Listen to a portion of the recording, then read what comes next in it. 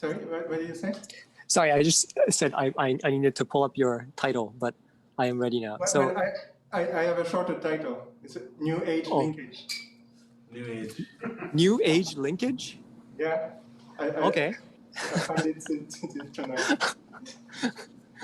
Okay, great. So welcome back.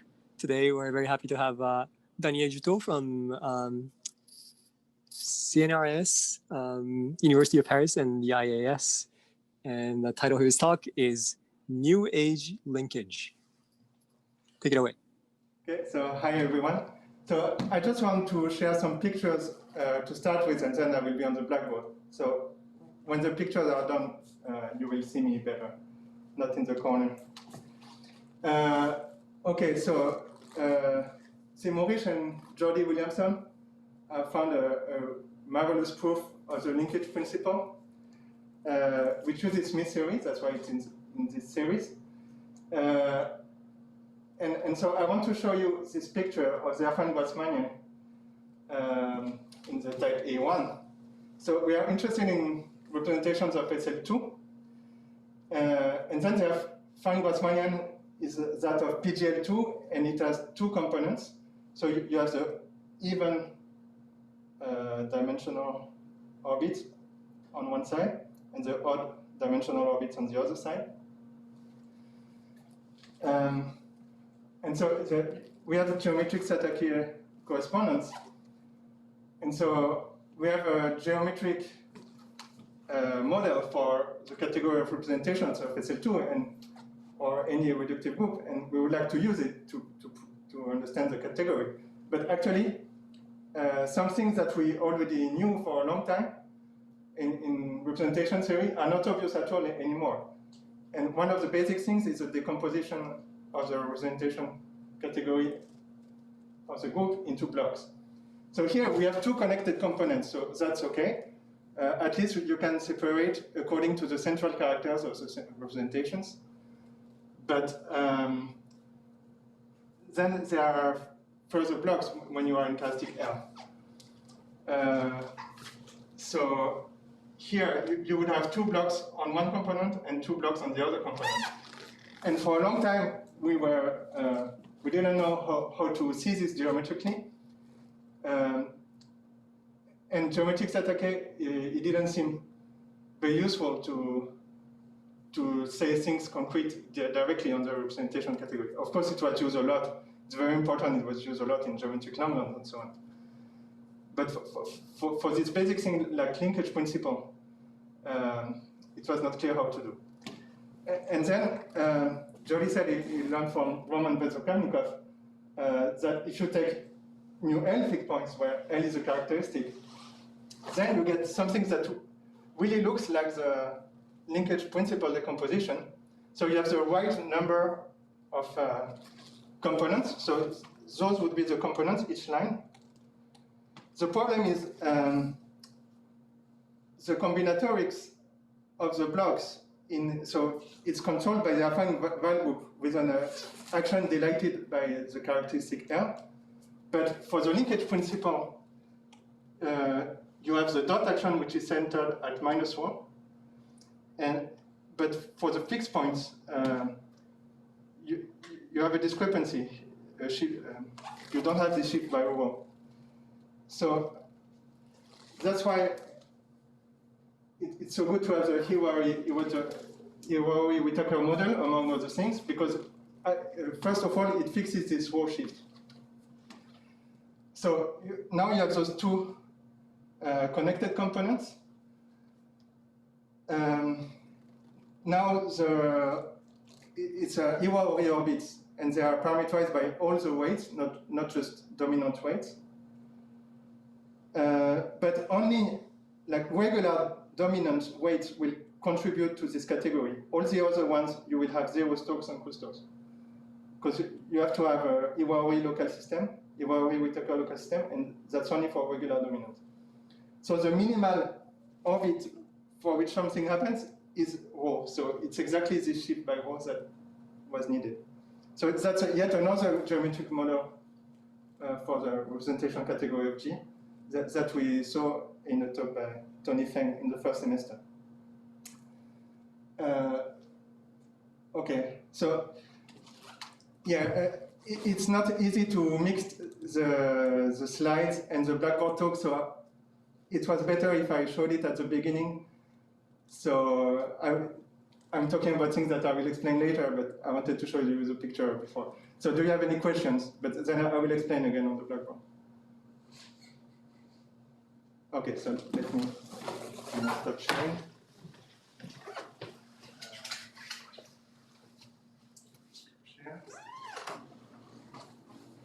Just hit the mute button. Yeah. Perfect. Thank you. Okay.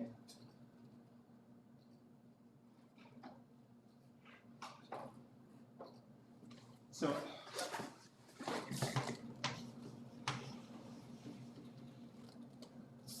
we have the geometric Satake correspondence.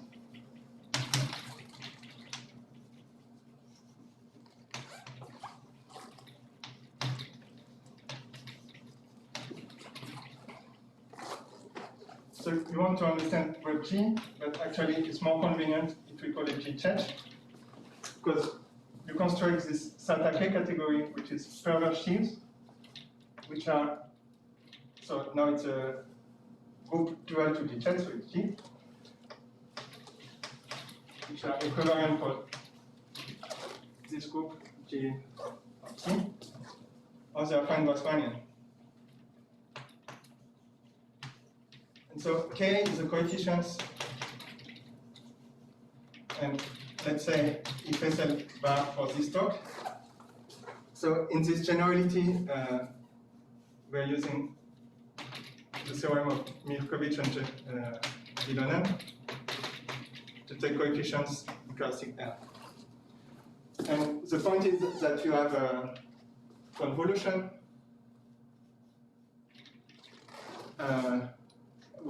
and there is a fiber functor which is global cohomology. This makes you a Tannakan category, and the endomorphisms of automorphism of the fiber functor is just G change. So you have this equivalence. Yeah, it's for the group scheme of the class. And so from now on, so coefficients will be omitted. It will always be coefficients in K. Okay, so as I said, one of the first thing you prove in the representation theory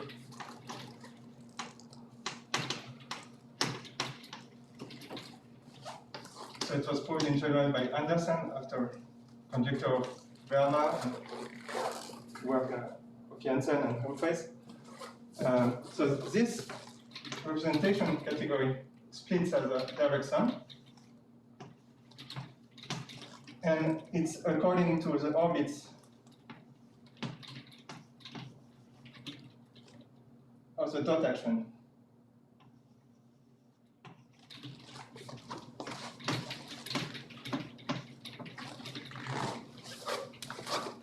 So W is a affine val group.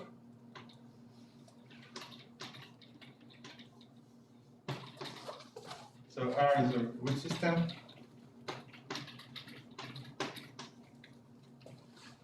And this is a dot action. So this shift and this dilation by L. And rho gamma, just the third subcategory generated by the simple modules lambda. Is lambda belonging to the orbit, and of course you need dominant co-weight. So dominant weight, but it's a co-weight for G. And as I said, okay, you have the components of the Grassmannian, which separates the central characters, but apart from that, it's not clear at all. But then we want to use a Whittaker model. So yeah, I have to record the fixed points. So the idea would be to use Smith theory.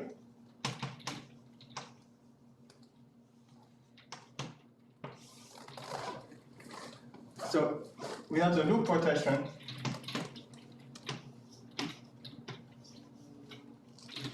On the affine Grassmannian.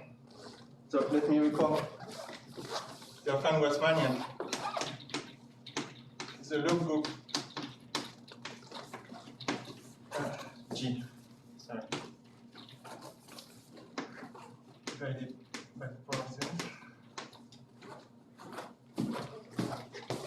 And so I have a mu L inside. Yeah, so that's a loop rotation which we scale the T.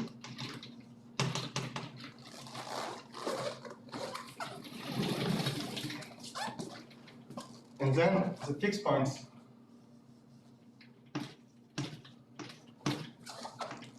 breaks into connected components.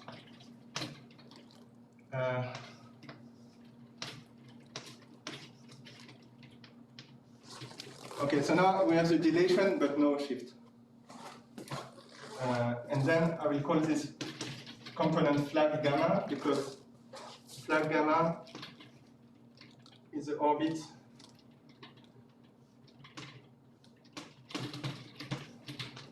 okay, so the loop group is not connected. The pi 0 is the pi 1 of G. So I take the connected component and I divide by some parahoric subgroup. I will just give two examples.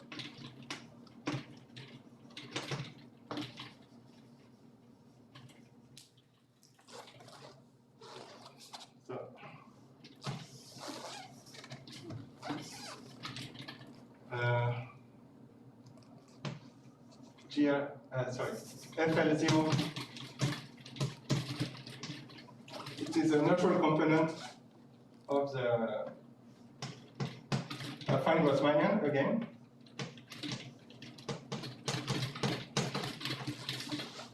And for lambda regular,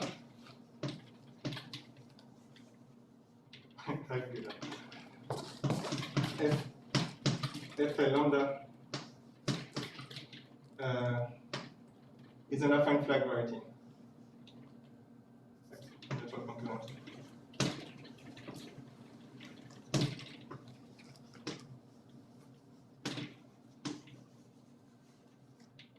Affine flag variety.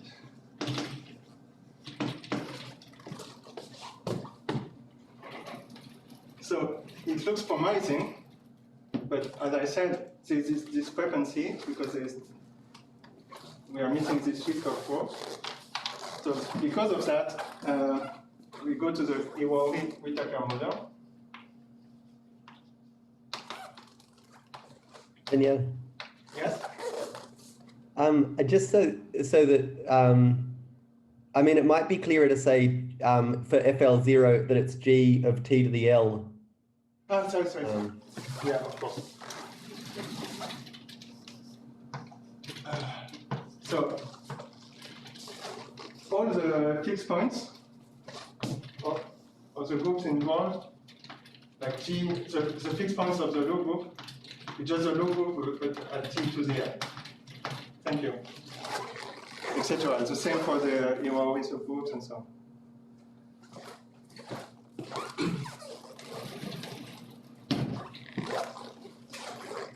Actually, the section of the paper about this is a bit technical. You have to do some Boyer-Tite theory. So that's interesting. But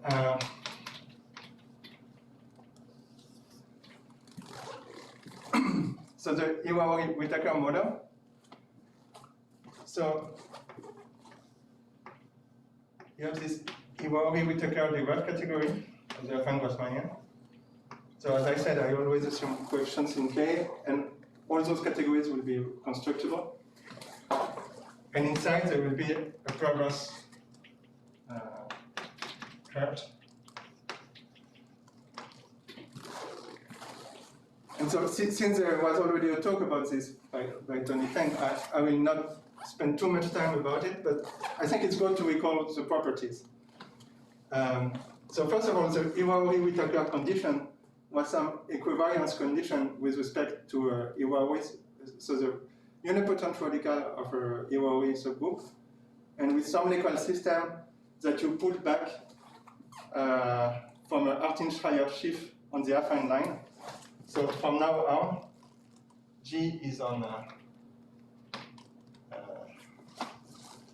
over, let's say, FP bar, P different from M. And you will work in the étal setting.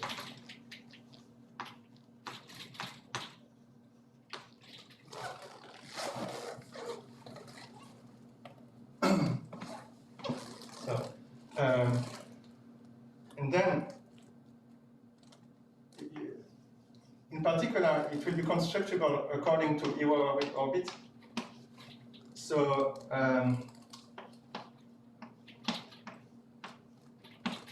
as we saw in the picture, now it's all the weight lattice.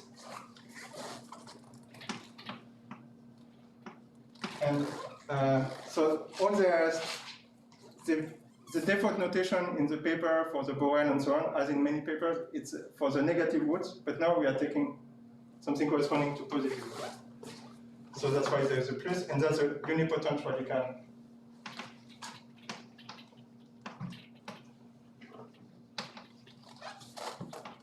You will also move.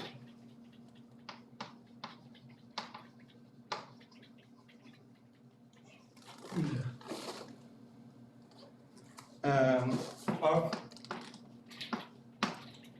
the point T lambda.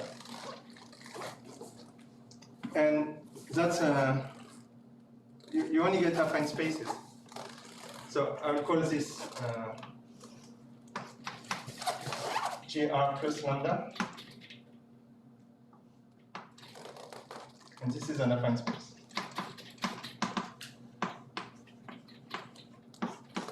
Because it's an orbit for a pro-unipotent group.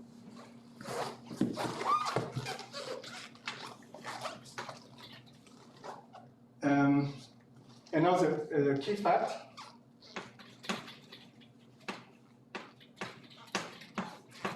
that GR plus lambda supports an Iwaori-Whittaker local system only if lambda is regular dominant. And let's assume that rho check belongs to X. So say G is adjoint. So G check is simply connected. You can just write it as rho check plus dominant weight. So there you see exactly the change. And then we will call it L lambda Iwaori-Whittaker. And then we will define objects. So standard objects. I have to introduce the inclusion J lambda into GR for each orbit. So I can do the Schrick extension of the local system. I can do the star extension.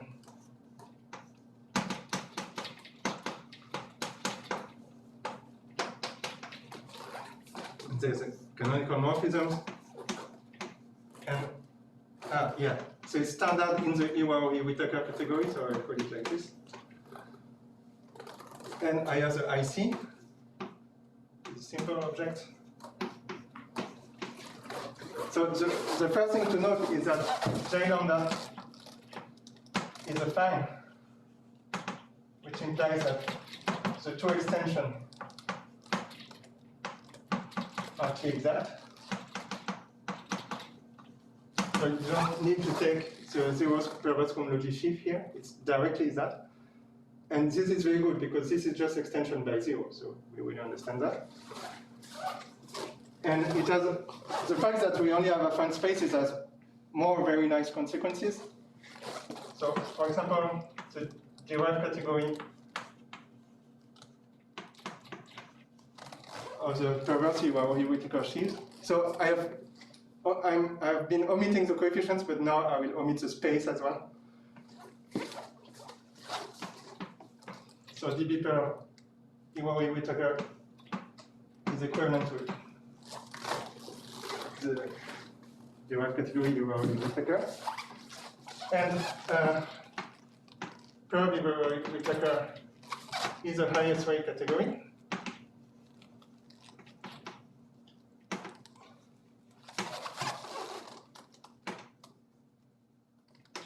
Hence you have tilting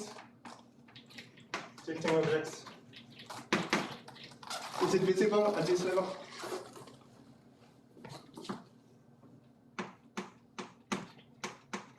So they would be here. So all of this is for lambda regular dominant.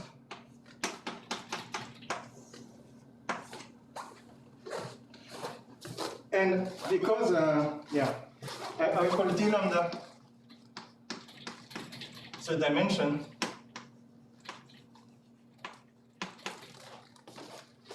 and it has a fixed parity on each connected component.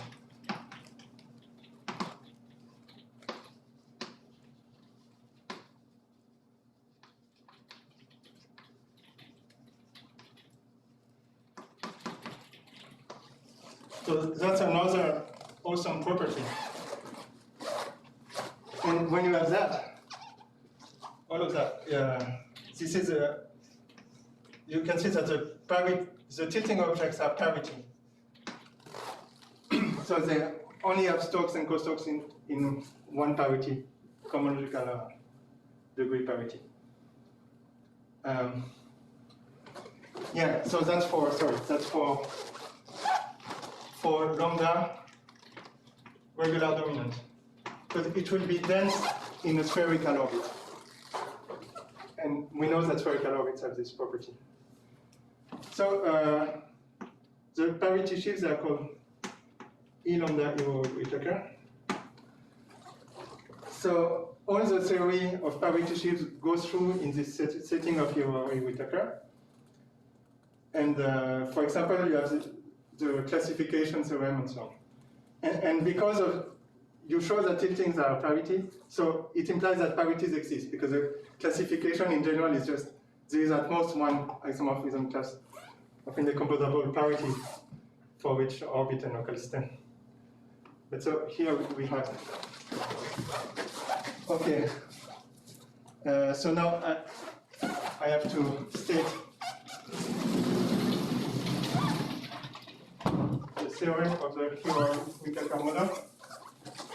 And it will be the end of the first part.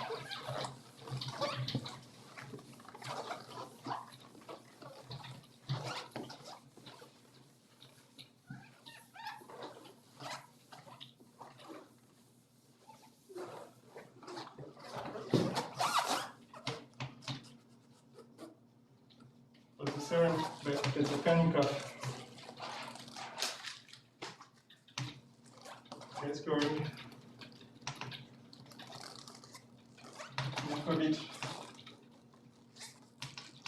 Fish and Ryder.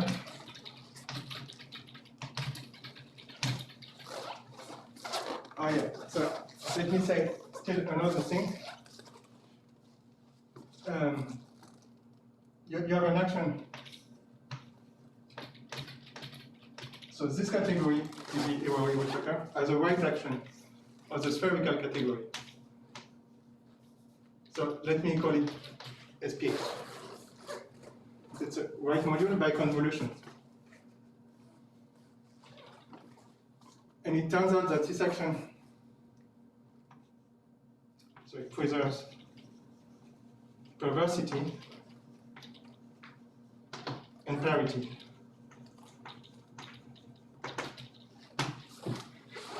now the theorem is if you restrict to perverse objects, so perverse spherical, you can go to where you are with Whittaker. So you have this minimal object corresponding to Roche edge, to the IC Roche edge, you convolve with it. And this is an equivalence of highest weight categories. Daniel, on the action preserving perversity and parity, you may not want a full Dewar category. What do you mean by? I mean inside. Yeah. Okay. I see what you mean. If I convolve perverse with perverse,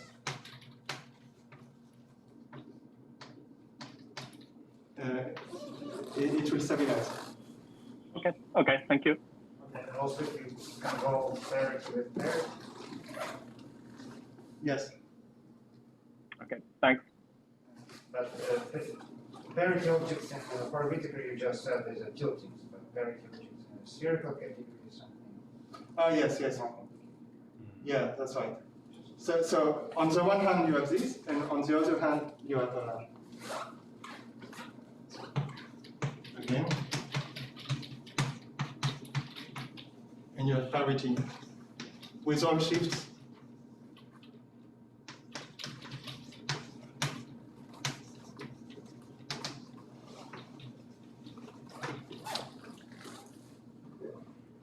Is it okay for everyone?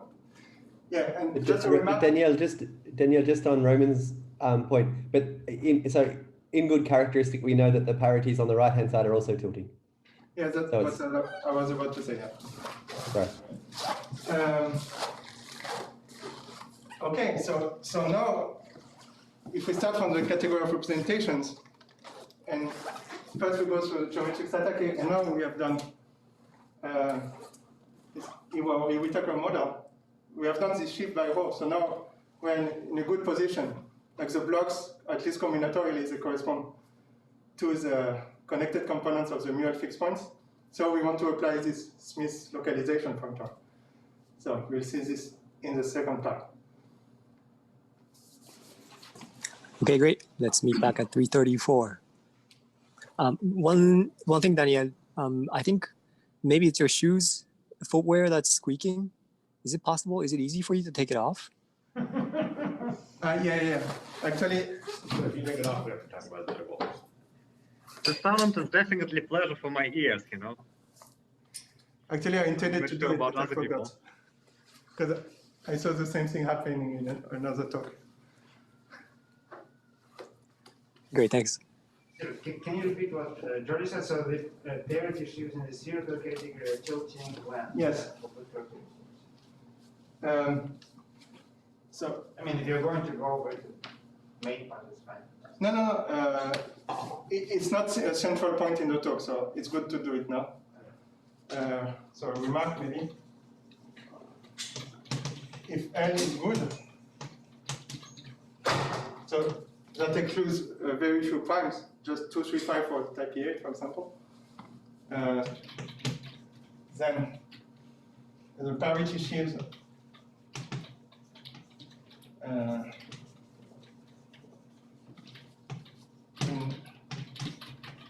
in the spherical, I mean, with a wide shift, are perverse.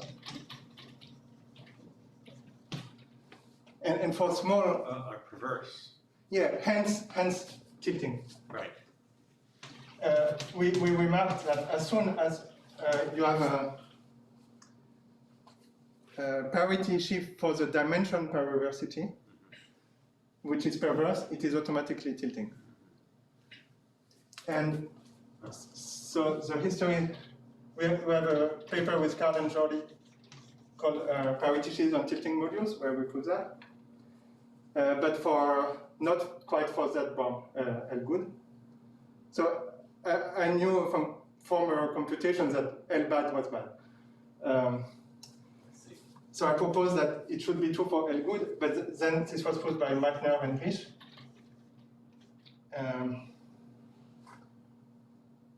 Yeah, and then the end of the story is that pH0, so the pH size or the parity are always tilting.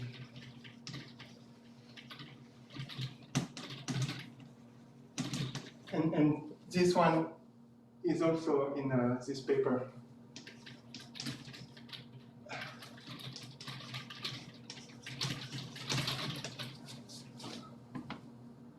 Just out of curiosity, when L is not good, then it's known that they're not tilting, or it's just not known well. Yeah, it's. I can show you an example later, but Okay. basically it's just. I cannot use those both. Just between 0 and the highest short root, or core root, whatever. I don't know. So here you have the singularity of a minimally potent orbit. And it turns out I had computed it before for other reasons. So when first of all, there was this conjecture of Mirkovich and Vilonen that if you take standard sheaves on the Affine-Grossmanian in the spherical category with Z coefficients, there is no torsion in the Stokes. And actually there is, like in all types other than type A, there is always some prime, so mostly also bad primes, but not exactly. But at least one prime where you have torsion where there shouldn't be. So, and this is related to the fact that the parity is not perverse. First, I had prepared also type B2, so you can see a bit more blocks. Like here, you have 12 different blocks, 6 on each connected component of the Affine-Grossmanian. And I have singled out the orbit of 0, where you see something like an affine flag variety, and the orbit of minus Roche, which has much fewer dots, right? And this is more like a natural component of Affine-Grossmanian. And so the natural parameterizations of simple modules for the group, they are in the dominant cone. So I put these lines, but then all the reflections combinatorics is centered in -1. But if you do the Iwawi-Whittaker, now the trivial, so pretend that this is 0 now, so this is rho, but this is what indexes the trivial module now. And then the combinatorics is right. So now is the time to ask questions about this if you have any. Because then it will go up again. But if you don't have questions, I will show you a big diagram. That's it. So should we start again or not? Yes, please. Okay. So this is a big diagram to explain what will be going on in this paper. So let's say yes, you are not seeing me. That's right. So I will show with my pen. Okay, so let's say on the left of the screen, you have the representation category. But then with geometric Satake, you are already in the first column, which is a spherical category. And so, yeah, let me say a few things. The first line will be the derived level. The middle line will be the abelian level, like perverse. And below you, it's a tilting and parity level. Then first we have geometric Satake. So we know it's an equivalence at the abelian level, but not at the derived level. And then we go to Iwawi-Whittaker, where everything is perfect. So it even works at the derived level.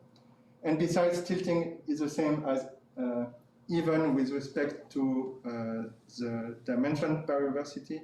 So it means, but Wait, sorry. I mean the one which is self-dual. Like I only take one for each total. Yeah. What's your question? Sorry, what were you saying about the second row versus the first row? First column versus the second column? First column is Satake. Yeah. Second column is Iwawi-Whittaker. So for example, it works as a derived level. It was not true. What do you mean it works? So for example, this is equivalent to the derived category of representation of G. Okay, there's no higher X. Because the realization functor is an equivalence. So dB per Iwawi Whittaker is equivalent to dB Iwawi Whittaker, which is not the case here. Right. Okay. Okay, so you have this very good property that tiltings are parity. And then for the next step, you want to add GM equivariance, because I will recall, but it's much better to do Smith localization to have a GM as well, like to see the mu L included in a GM. So this GM is loop rotation. So we will see that at the level of perverse sheaves, nothing happened, it's just an equivalence. It's not an equivalence at the derived level, but the extra data is like derived. It's like the GM equivalent cohomology of a point is K of x with x in degree 2, so you don't see it in the abelian category. So again, you have this nice property that tilting and are parity. Yeah, so as I said, I factored out the coefficients and even the space. So on the left, all this is on the Affin-Grassmannian. Then when we cross this line, we go to the fixed points. And as soon as we go to the fixed points, you have this decomposition into connected components. So it means that all those categories will split as direct sums. And so they say the crux of the paper is this statement that this localization functor between tiltings, Iwawi Whittaker, GM equivalent, and the even part of the Smith category, this is an equivalence. So this equivalence for the forgetful functor for GM equivalence is not difficult in this setting. But this one is really important. But actually, once all the machinery is set up, the proof is not very long. And so this will imply the linkage principle. You can go back. Because this one will split, as I said, because of connected components. And then you have equivalence, equivalence, equivalence, equivalence, up to rep G. And if you do the homotopy category of tiltings, you will cover the derived category of the representations. So did you explain already the precise definition of the rightmost term in this yellow part, the Smith category? No, so we had a talk last week about Smith localization, but I will recall, right after that, I will recall. So it's a localization on the fixed points. It's a quotient with perfect complexes. But it's an even part, so there were some details. Sorry? You said even part in particular. Yeah. So, yeah. Yeah, the parity sheaves will make sense in that setting as well. So it's just to show you in advance a little bit what will happen, and then I can show it again at the end. You will understand better, I guess. But you have to understand that the linkage will follow from this part. So here is really the important part when we go to the fixed points. And then so the second part is that we want character formulas. And the nice thing is that we really understand parity sheaves here. It's all controlled by the combinatorics of the L canonical basis. So you have the antispherical module and so on. So maybe for efficiency, you could use like singular versions or I don't know what. But in any case, you can express everything in terms of the canonical basis of the antispherical module. And here I was confused until yesterday night, because on this side, parity sheaves may fail to be perverse, so you have a broken link here. But you have to go, so you still have parity sheaves, but maybe they are not perverse. And this L canonical basis, it really describes parity sheaves. So coming from the groups, we arrive to this even part, so that's good enough, but we still have to make the bridge from here to there. So we have to go up from the quotient functor and forget. And so we don't have this good property anymore, but we have something else going on, is that this GM action now on the fixed points, it's really particular. It factors through this other multiplicative group, which is a quotient by mirror. And because we are taking modulo L coefficients, basically this section is indistinguishable from the trivial action. from the cohomological point of view. So that's the idea. Yeah, and once you have a tilting character formula, you can deduce a simple character formula. And in particular, you get a new proof of Lustig's character formula for L large. Okay, so do you have questions? But I will explain more, but do you have questions already?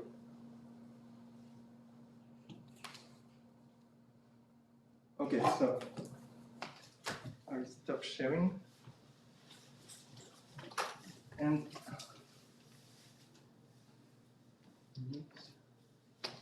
thank you.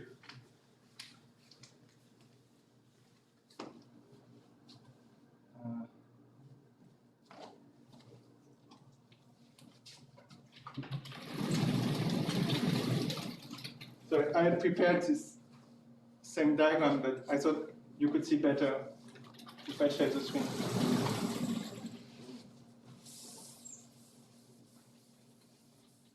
Danielle, can I ask a question? Sure. So I was a bit too slow, but I think it's only about the bound for the simple character formula. I think, isn't there a paper by, I don't know how to pronounce his name, Sobaje or something? Yeah. And so Yeah, actually the that's bound for simple and for tilting characters should be like, it should be in full generality now, right? Yeah, so in the paper they say you can go from tiltings to simples in two ways. And like in the first way that they already talked about in previous paper, you need at least 2h minus 2, but it's right that even for any L, you can compute the characters. Like you can check Lustig's conjecture for all L simultaneously, and for those who fail, you can compute the character. Am I right? Torger? Sorry, can you repeat? I think for any L now, you can check Lustig's conjecture for all L simultaneously. I mean, you can check Lustig's conjecture for all L simultaneously. And for those L's that fail, you can compute the character in theory. Is that correct? Well, simultaneously, I'm not, I mean, do you mean like, well, let's talk about this later, but I think in principle, yeah. like the question is more about the restriction of the primes, right? So, and yeah. Yeah, for small primes, maybe you have to do separate things. Okay. So now comes a reminder about Smith localization.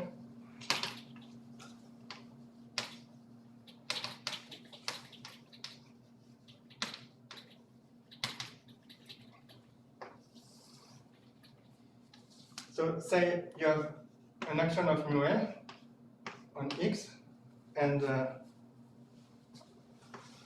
you have the inclusion of the fixed points and the open complement. And yeah, they need to do this in the état setting.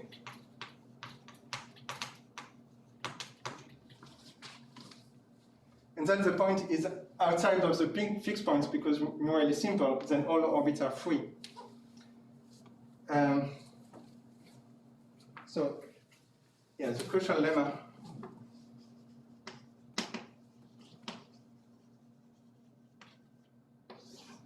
is that for L, F, an equivariant constructible sheaf on X, you can do the cone from I shriek to I star. And this has perfect geometric stores.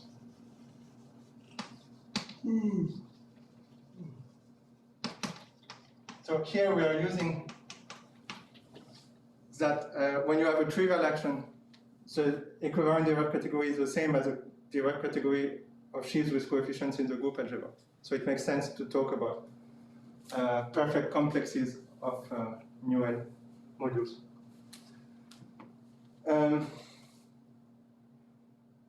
Yeah, and this will imply that if we go to the quotient, they will become the same.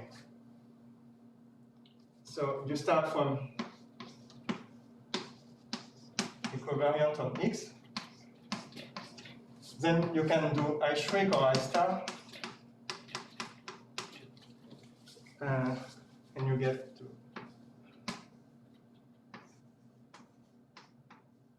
category on the fixed points. And then you can quotient. So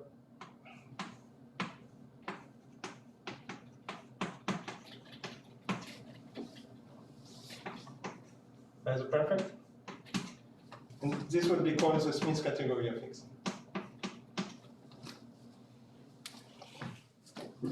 So the two compositions give the same functor.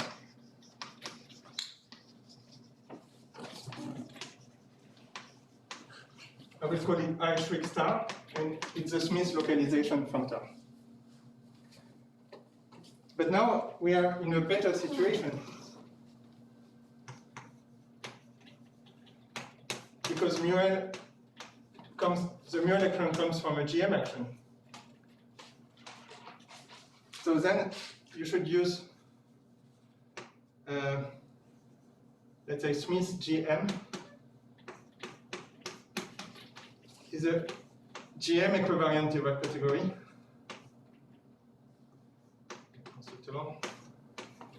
Divided by those complexes which are perfect when you restrict to mu L.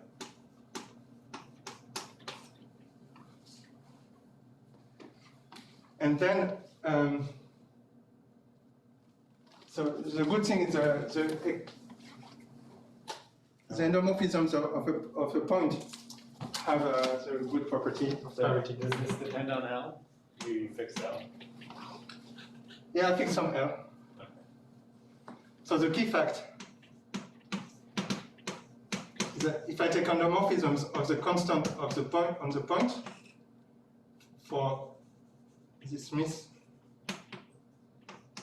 category, then I get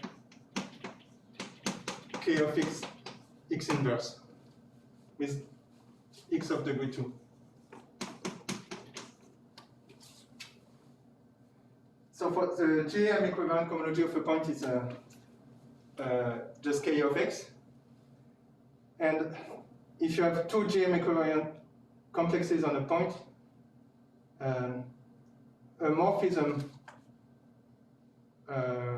in the quotient, it's like a morphism from the first one to the second one shifted by an even shift large enough. So it stabilizes. So it's like inverting this. So it's a bit strange because you get a two periodic triangulated category.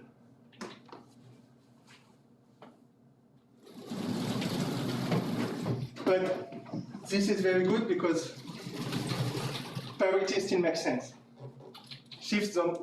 Precise shifts don't make sense anymore, but the parity still makes sense. So parity shifts will make sense.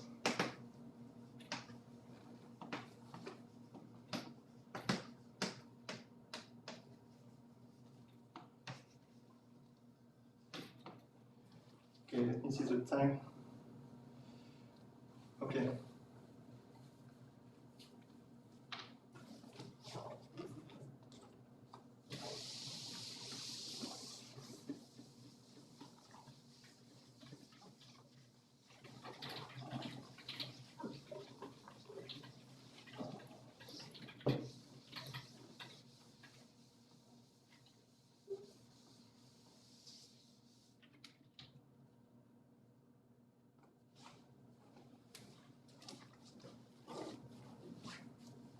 So maybe I can try it here again. Your representation of G is enough to understand the tilting part. Then you go to spherical, Irori, Whittaker. Yeah, first I have to explain why this is an equivalence and then why this is an equivalence. It will only be a sketch, if at all. So here, why is this an equivalence? So first of all, when you are equivariance is tricky business in the derived setting. But sorry, question. The Smith category of X, you define the very category of geometric on X or on the fixed points? Oh, I should have put the fixed points. Okay. Okay, thank you. Sorry.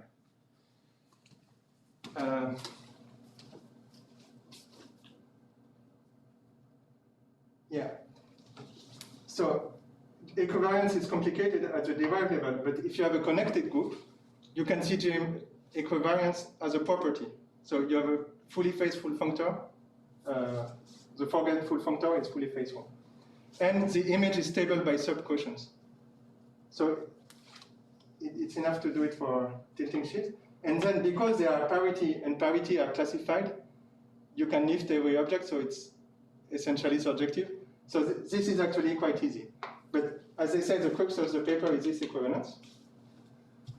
So now let's go. So first, they have to show that this Smith theory makes sense in the Iwauri-Whittaker setting, etc. Okay, but I'm going to that.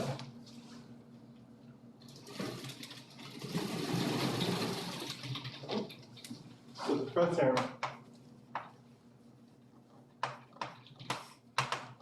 is that so you go from tilting Iwauri-Whittaker TM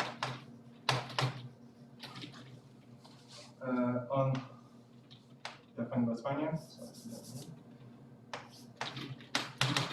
And then you localize, you go to the Smith category.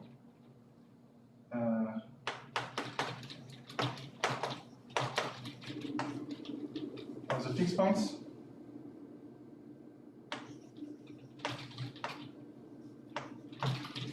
So this will be, so first you have to check that this goes to the even part. So even objects.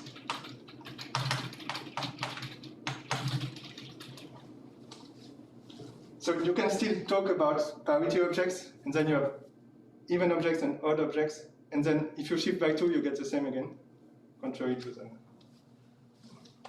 previous case. But here, you are mostly using that it's again tilting and even at the same time.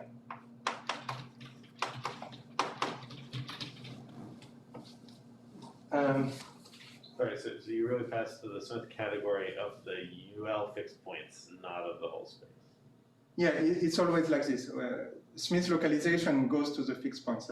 Maybe I wrote it something wrong. It's slightly. Yeah. So here it was correct, and there. There it was wrong. There's still the question of what X is, just what the fixed points are. Yeah, X is a Van-Bosmanian. So I forgot to put fixed points.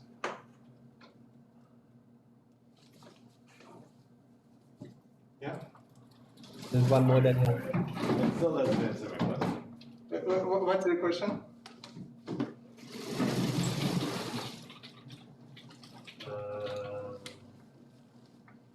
No, I guess that makes perfect sense. Never mind.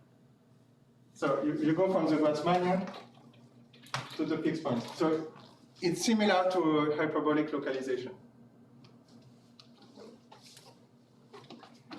And so the first thing is that it preserves parity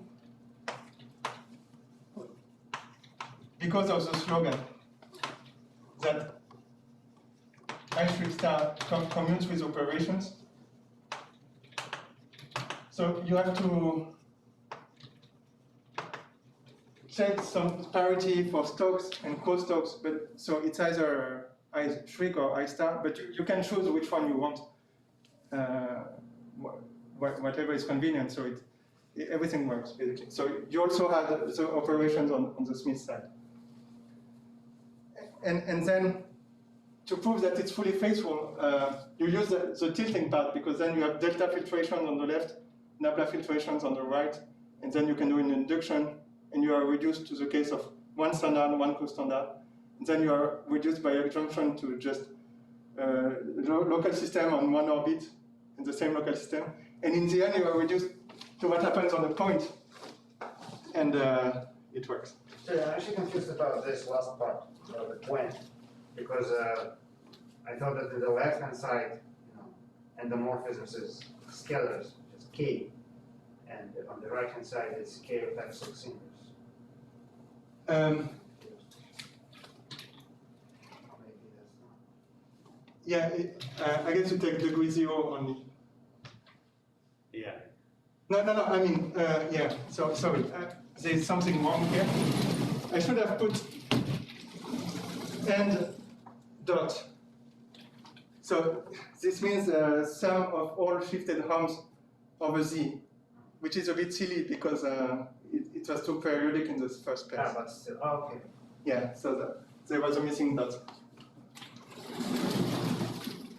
Thanks.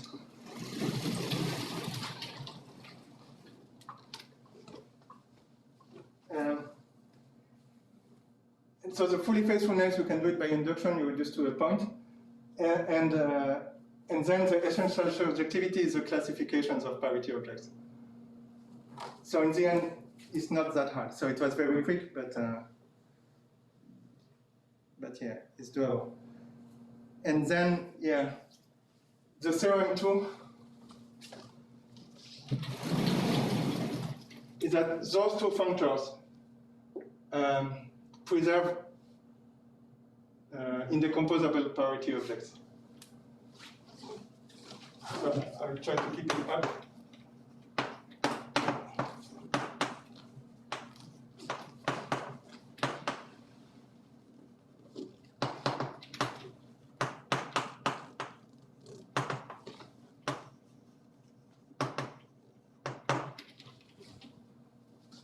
And with this, you can make the link with character formulas.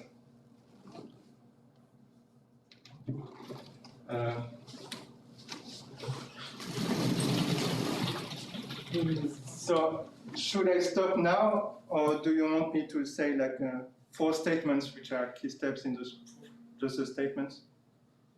Or should I stop? How many more minutes do you need? 5 minutes, I guess. I think that's okay, yeah.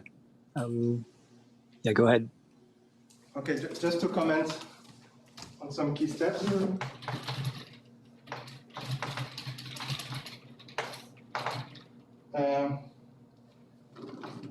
So you take parity complexes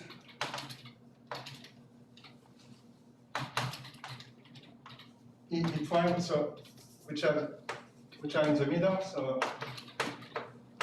it's E1 or E Whittaker on the fixed points with GM equivalence. And then we can go to the Smith quotient functor, or we can forget the GM equivalence. So the first thing is that the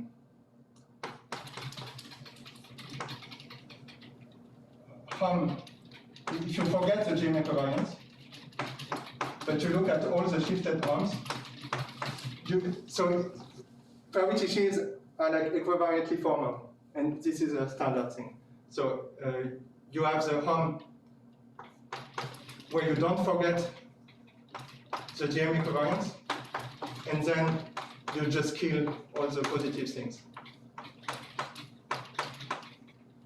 So the GM covariant common G of the point is K of X. Okay, so parity sheaves are equivalently formal.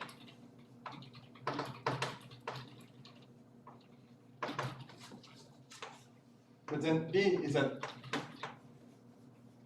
if you look at the Smith category, so it's the same thing, but now X does not go to 0, but goes to 1.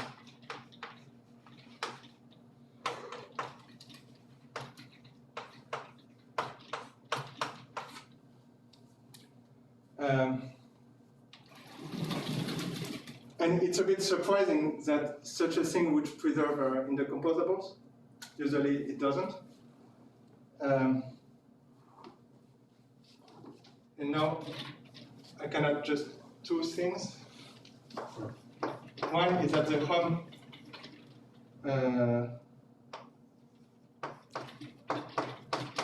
with the equivariance. So again, it's equivalently formal, so it's just K of X tensor over K. The hum where you forget.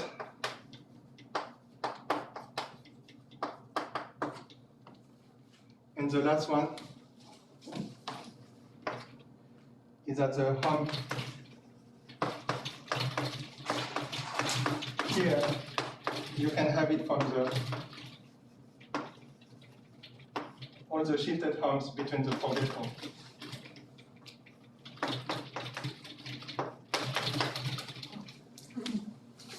So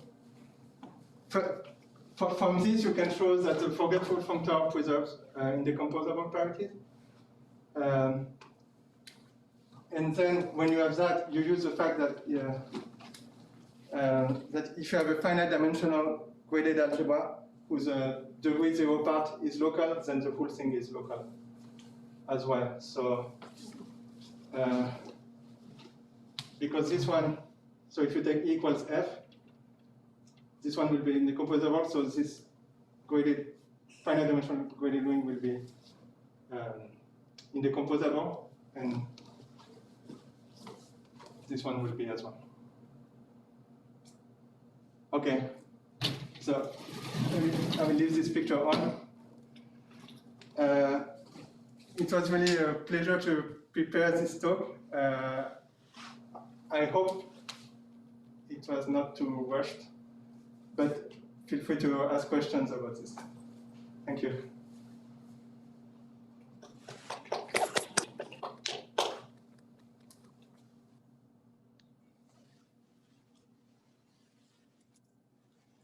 Questions for Daniel? Can you explain B? So Q is the quotient map by things which restrict to mu L to be perfect.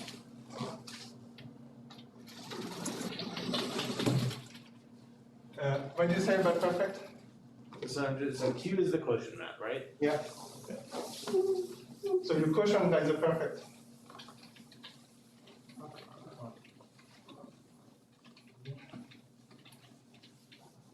So first, the fact that there is a map, right? Is that so first, so E and F have the same parity. So in this dot, it's only even dots. Yeah. And so you have a sum of E, F to N. So first, the sum is like, why do you even have a map? So if you apply Q, this will always give you the same object. Right. Well, isomorphic objects. Yeah. But then you can deduce, first of all, a map.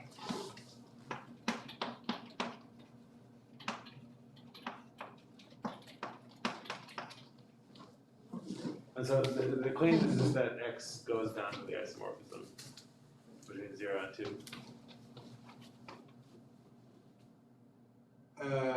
Right. So okay. So your map is just conflating all the different F2Ns with F. Yeah. So, and then so once you conflate them, you're squashing up the X down to 1. Okay.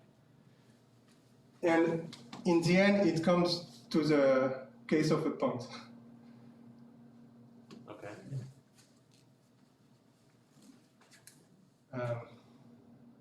Yeah, it's really amazing. I think Torge will talk about how to apply Smith theory to have another way to compute, to describe characters.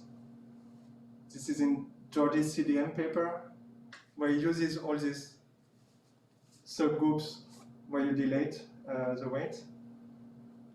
And yeah, but then typically he has a kind of localization. So you invert the equivariant parameter, and it breaks down into several pieces. But here it's really remarkable that it doesn't.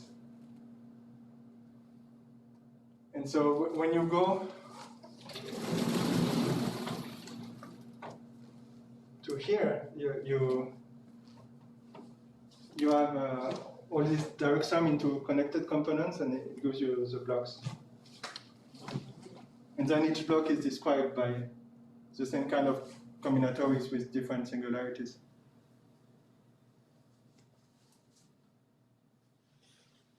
Daniel, can I just make 2 comments? Yeah, please. One thing, so somehow in kind of more algebraic representation theory, we've become very used to like forgetting the grading as an operation. So for example, we say that like blocks of symmetric groups have this additional grading and it comes from weights or something. And then in algebra, we say, oh, we forget the grading by just taking a graded module and viewing it as a normal module. And somehow in coherent sheaves, we also know what that operation is. We take a GM operation, which is giving us our grading, and then we forget the GM operation. But I think that Smith theory has great potential to produce the geometric, so the constructible sheaf version of forgetting the grading, because this is exactly what it's doing in this story.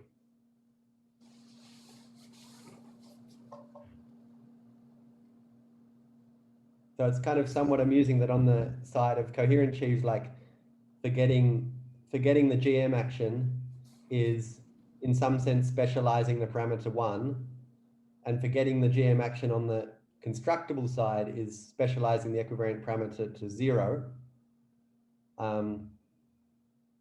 So that they're kind of swapped in some sense.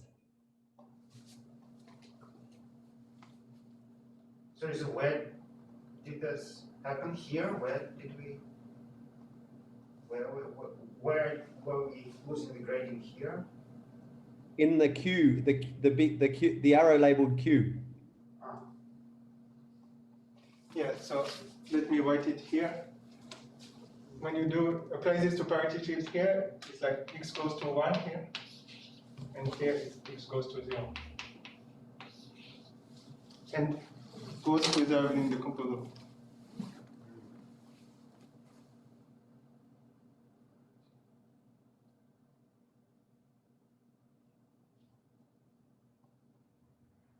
Well, the point is that x doesn't really go to 1. X goes to the isomorphism between 0 and 2.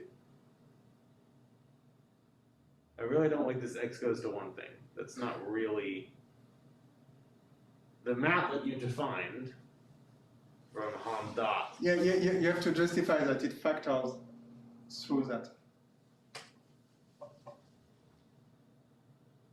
I'm just saying, like, x doesn't go to 1. It goes to the isomorphism from shift by 0 to shift by 2. It only goes to 1 because of the abusive notation. You can define a degrading a version of it where x goes to 1. Yes. So Ben, maybe another way of saying this is imagine that I have a graded KX module, and I want to tensor that graded KX module with over KX and send x to 1. And let's say it's a free graded KX module. Then one thing I can do is just look at that KX module in very high degree. Let's say it's finitely generated. And just kind of, so in very high degree, it'll start to stabilize, and each one of those slices will be, in some sense, that module tensored over. Yes, yeah, exactly.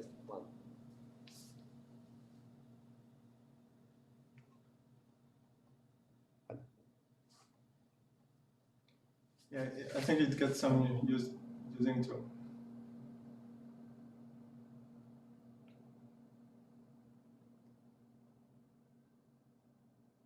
Can you repeat this comment in red that something fails to be? Yeah. Because I was confused the last night because here it was very easy to prove that 4 was an equivalence, and it used parity stuff. And in my first version of the group diagram, I still wrote equals even But actually now we have many components, but it's only on the affine Grassmannian that you have this miraculous property of parity of the dimensions. On the affine flag variety, it contains a finite flag variety, and like for big characteristic, for a given object, it will become the same. But in general, so I mean, there is no norm bound for finite flag varieties for when this is true. Like when are parity pairs.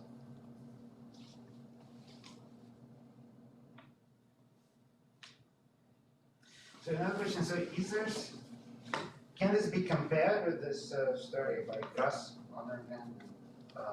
Oh, yes. So there was a first to introduce the parity notion into the Smith theory story. So first there were the papers by Troyman. So he used the tail spectrum, and then Leslie and Lonergan, they use ZL coefficients on X, and then they go modulo L on the fixed points. And with that trick, they could have some parity. I don't remember exactly. Yeah, but they recovered this Frobenius contraction, so. Oh, yes. Yeah. So this is the meaning of the. So how it? Oh, yeah. That's what happens if you try to use Smith without doing the shift by one. Then what happens is this contraction, I think. Sounds mysterious. Let's see. Maybe Jody or someone else can comment on that? Yeah, so I guess the key insight of the Lonergan and Leslie paper. So the problem with doing Smith theory with FL coefficients for us is that the analog of Daniel's computation on a point gives you cohomology in every degree. And so because of periodicity, there's no perverse sheaves, and because of this cohomology in all degrees, there's no parity sheaves. And what Lonergan and Leslie pointed out is that if you instead work with ZL coefficients, so L-adic coefficients, and do this Smith quotient, the analog of that lemma produces a polynomial ring in FL, which vanishes in odd degree. And so there's a version of Smith localization that starts with parity sheaves with ZL coefficients and produces some kind of parity-like objects with FL coefficients. And that was extremely, for me, that observation was very interesting. But somehow the difficulty with that approach is that you can't iterate it. You really need to start with ZL and then you land in FL and then you can't do anything more.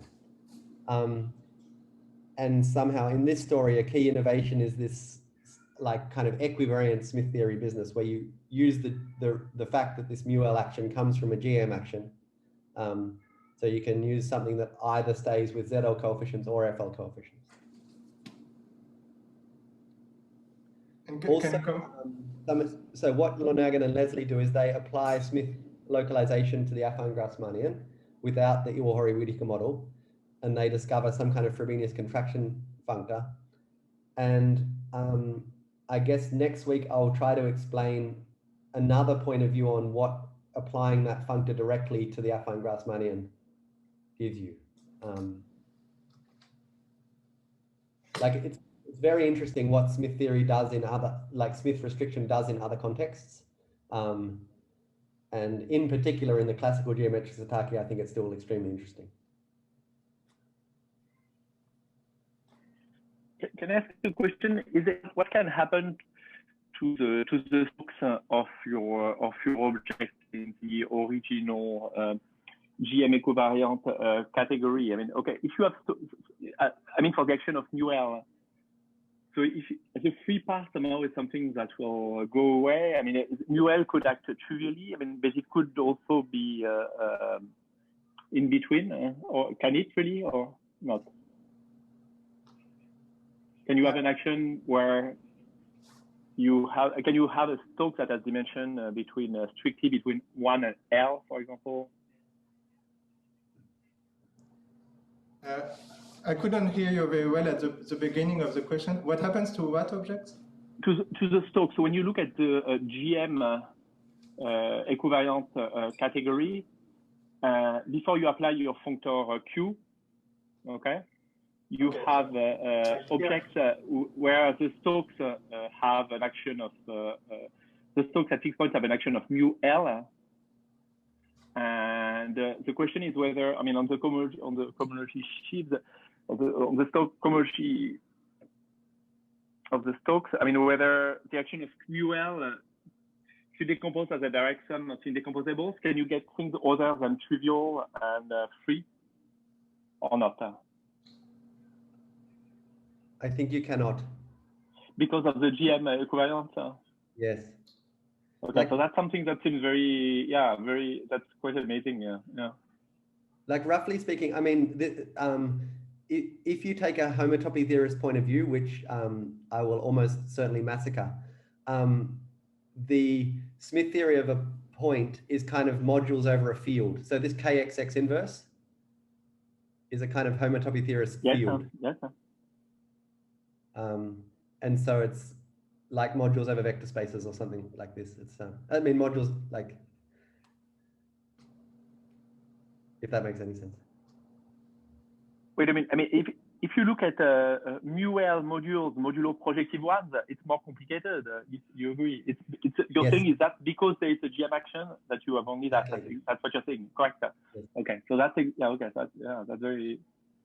That's one of the things that make things work in the equivalent setting and things wouldn't work in the non-equivalent setting. Imagine, and you wouldn't want to have all those bad things happen. Okay. There's no version of the Q functor, no good way to do that without GM. Is that correct? That's what you were discussing earlier? I guess it exists, but it just doesn't. It doesn't do what you want. Yeah, I mean, like it doesn't. For example, there's no decent theory of parity sheaves, or. I mean, Truman has various very interesting conjectures that he basically says things like, in some generality, that Q functor, even though it doesn't look like it produces something resembling a perverse sheaf, you can kind of upgrade it to something that produces perverse sheaves. But I'd say the conjectures are probably reasonably optimistic, and also I don't see how to establish them. There's some very interesting work along that lines in Lonergan and Leslie, where they first produce a functor on additive categories and then argue that it lifts to perverse sheaves. But it's pretty complicated. Mm-hmm.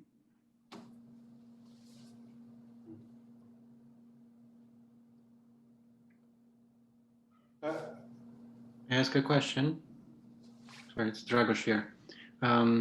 Is it also possible to see the Frobenius shift or Frobenius power of modules in this context?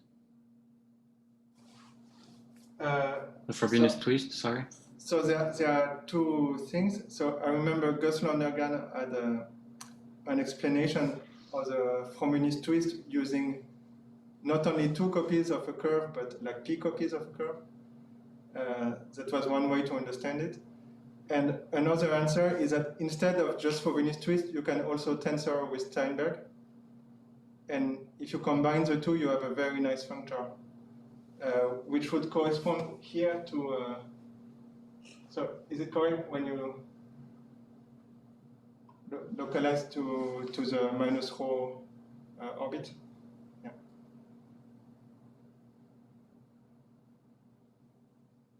Then you get something like the affine Grassmannian again. Oh, I see. Okay.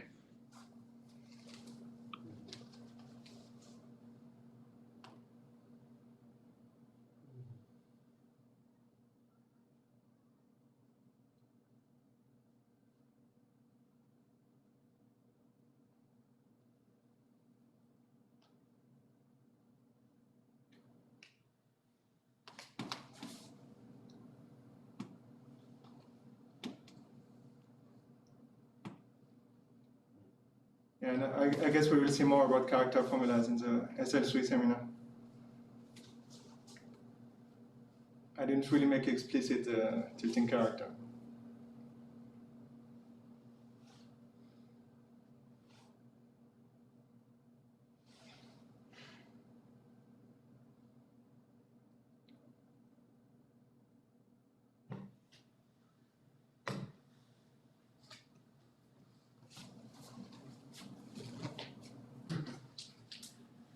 All right, let's thank the speaker.